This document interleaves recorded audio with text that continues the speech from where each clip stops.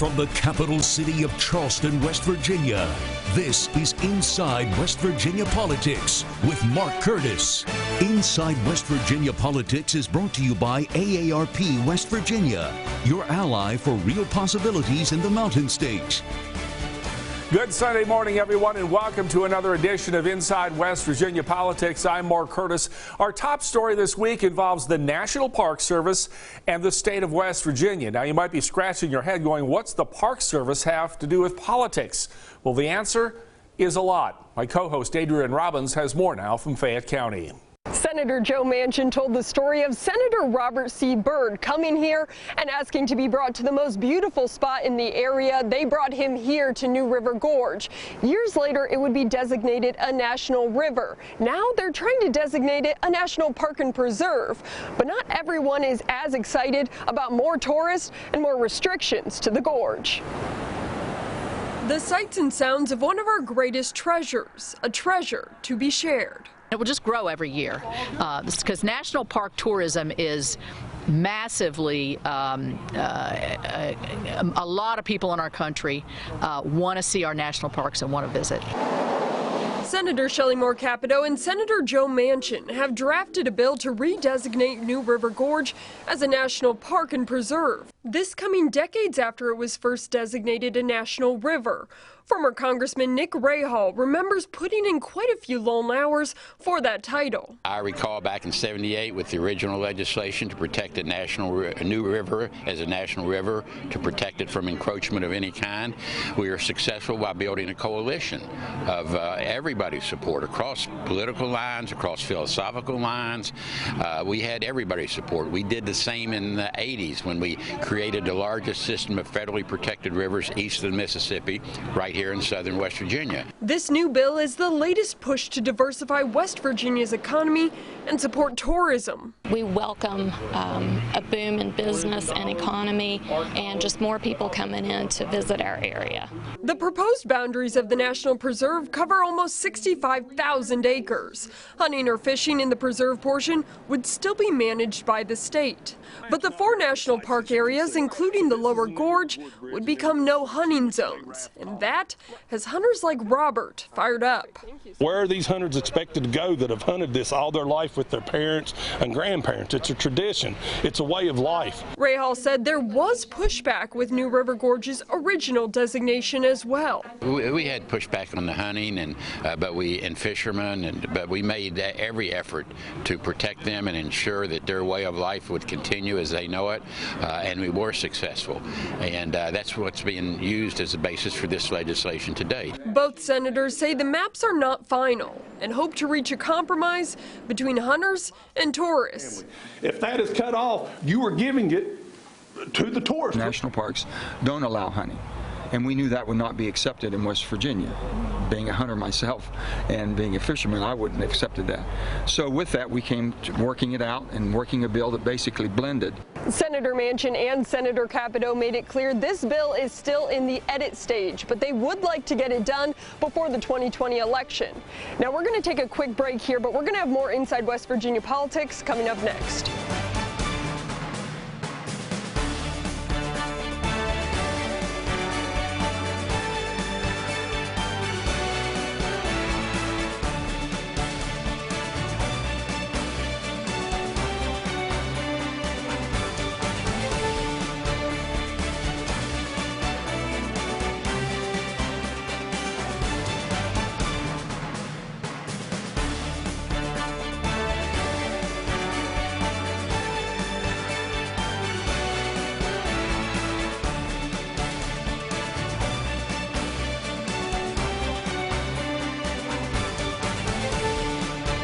Now back to Inside West Virginia Politics with Mark Curtis. And welcome back this Sunday on Inside West Virginia Politics. We want to update the situation with flood recovery and relief here in the state of West Virginia. Joining me right now is General James Hoyer, the Adjutant General of the West Virginia National Guard. He's here to talk about the RISE West Virginia program and other things. Mark. Good morning. Good morning. I almost called you Senator. Good morning. Maybe you know something. Maybe I know something. I know something you don't know. Yeah. That's Senator General Hoyer. Let's update the situation. First of all, you know, we're almost 3.5 years now now out from the 2016 floods. Where are we in terms of the numbers of homes completed, people back in their houses, and what's left to do? So we have 71 complete. We'll see another 2 that should be completed this week with the final inspection. 131 notices to proceed and about 50 in construction right now. So progress continuing to move forward. Clearly, we wish we weren't in the position that we were at one point, but clearly progress moving forward. Continuing to work with HUD on the final documentation that has to occur to do the demolition program and get it started. My guess is probably sometime the 1st of December, but assessments are being done and things are being readied for that.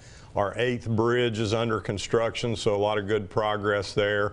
A lot of great work going on with VOAD and the volunteer folks that are coming in from across the country to participate on that side of it as well.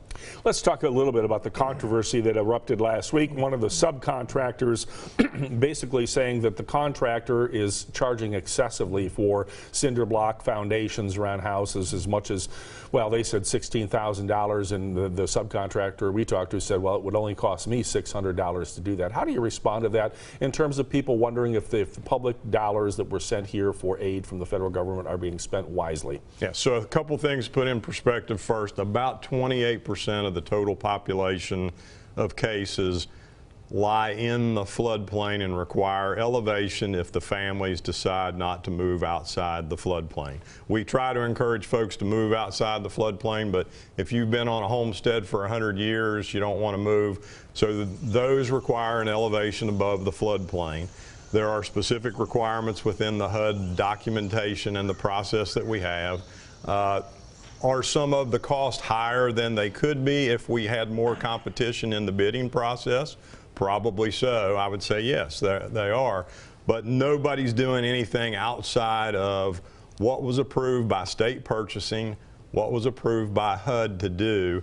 And people need to also remember that there is a total $83,000 cap on total infrastructure work and improvements. So if the cost goes high on elevation outside of the requirements, then a septic tank, water, and sewer have to be replaced.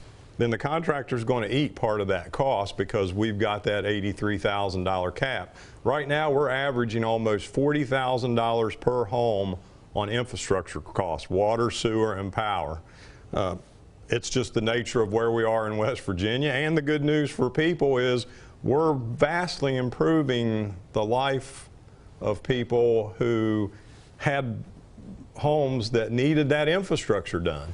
Okay, we're going to keep an eye on this. Obviously, the flooding committee of the legislature meets every month. You're there. We're going to be there this week, and we'll update folks on the situation with the cost. Let me just quickly turn to the National Guard. What do you guys got going on coming up soon in terms of deployments, other activities? So exceptionally busy right now. We've got about 550 who are in the process of moving into the Middle East right now. We've got an EOD unit that's coming out of the Middle East and out of Afghanistan, so that's a great thing to get those folks home. We've got another couple of units that are getting ready for deployment and will start their mobilization process. We've got special operations forces in Europe supporting our NATO partners. We've got folks from the 130th getting ready to deploy, and every week we send an airplane out of Martinsburg somewhere around the world.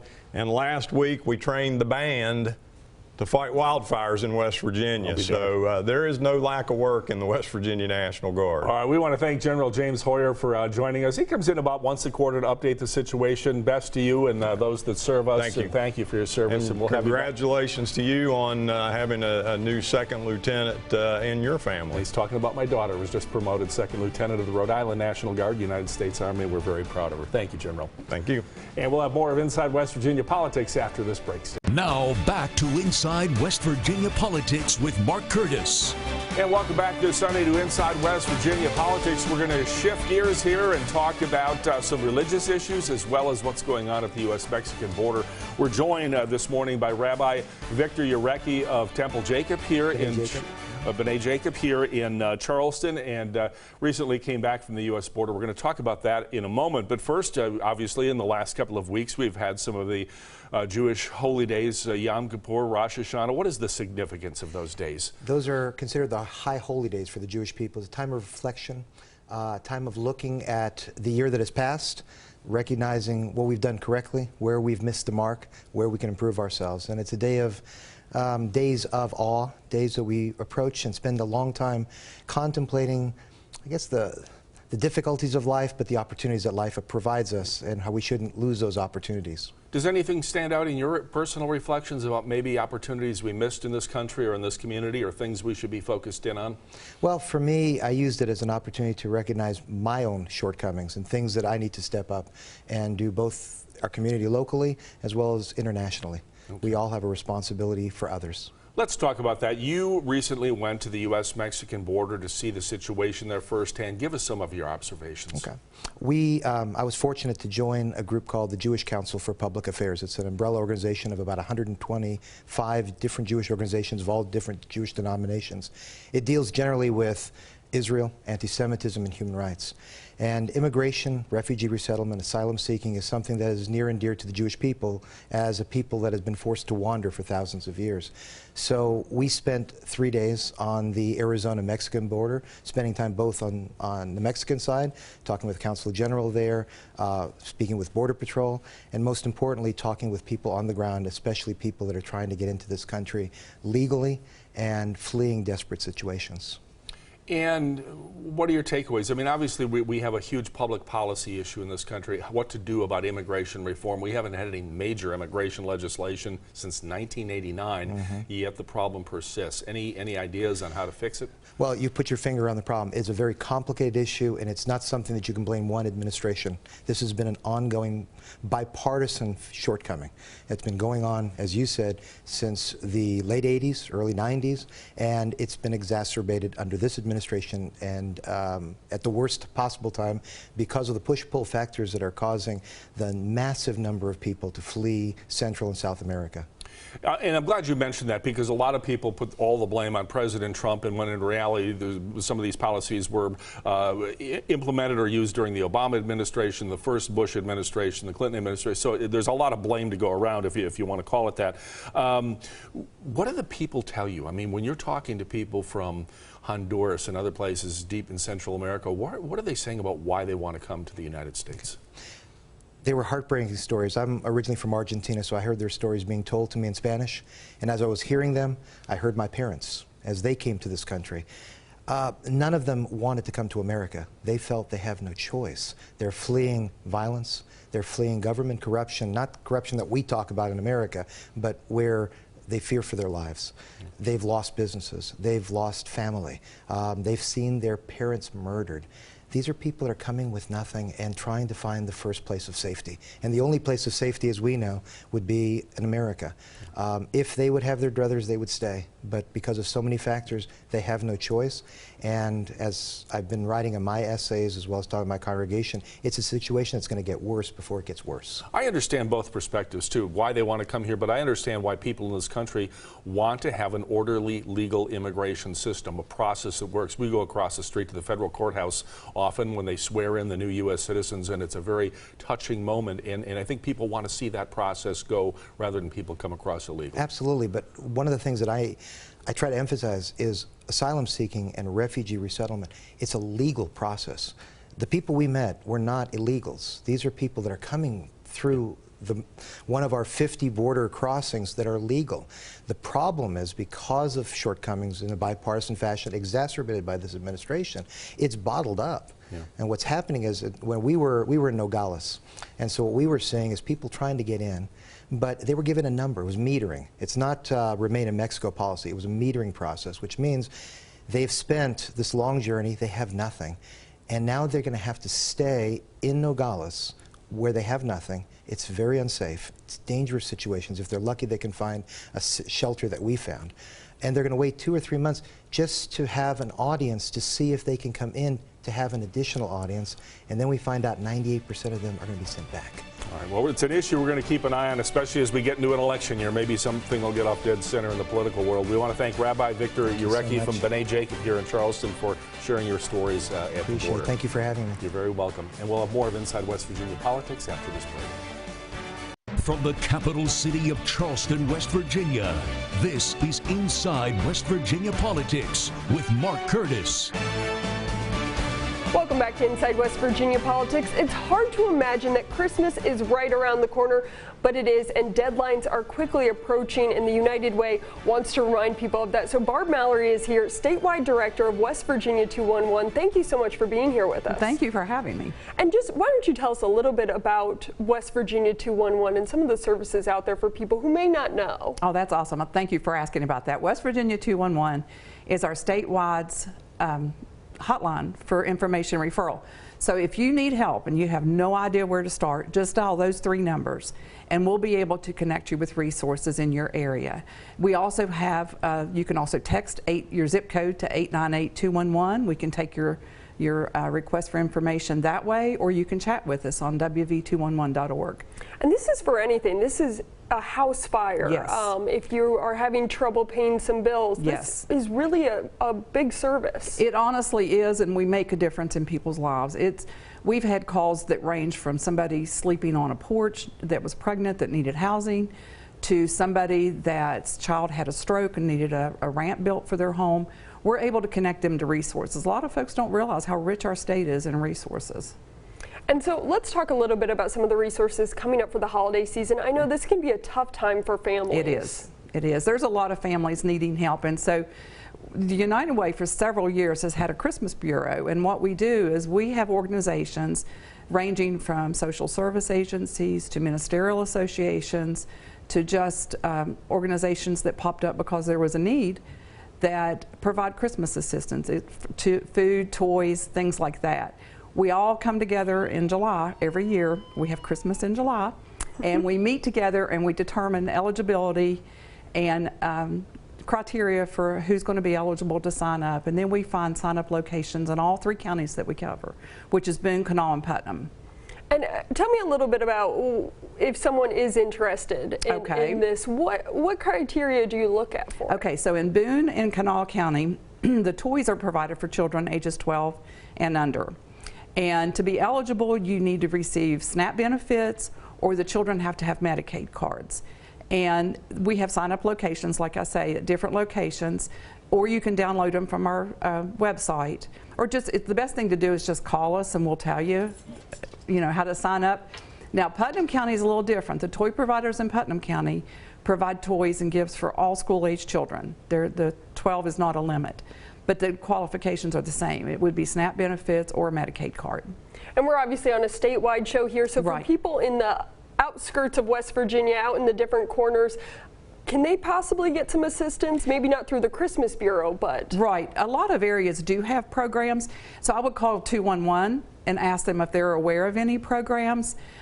Or you could call your local DHHR. Sometimes they're aware of programs, and sometimes they actually run those programs. So no, back here near Charleston, that deadline is coming up. I know November I don't 1st. want to think Christmas is around the corner because I've done no shopping, but it is coming up very quick. It is, and folks don't understand why we have an early deadline. The deadline for most of the providers is November 1st. We have a few that have later deadlines, but that's where you need to call us so we can check your zip code. Everything's very zip code specific. But we have early deadlines because we have thousands of children that are provided toys. That's not an easy task for these agencies to undertake. So they have to find sponsors, or they have to shop.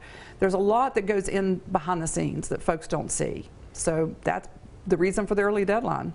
And like we said, that deadline is coming up. How many children do you normally service in families a year with the Christmas Bureau? And you were saying it's been a little bit slower this year. It has, and it has me concerned. We serve about 2,400 families every year, and that's all of our agencies. There's about 30 of us, agencies and schools that participate. So that's about 2,400 children, or families, I'm sorry, with children. This year we've only got less than 500 applications, and that's pretty slow. So we really want to get the word out so families realize there's help there. These families need to be taken care of, and that's what we're here for. Absolutely. Anything else to share for anybody out there that may need to know? Well, just call us at 304-414-4405. We'll take your zip code and tell you where to sign up and what you need to do to get help. All right. Thank you so much, Barb Mallory. Thank you for having me. Appreciate everything that you do in the community and in the state. Thanks. And thank you so much for joining us here on Inside West Virginia Politics. We're also a podcast you can download wherever you get your podcast. Thank you so much. Have a great Sunday, and we'll see you here next Sunday.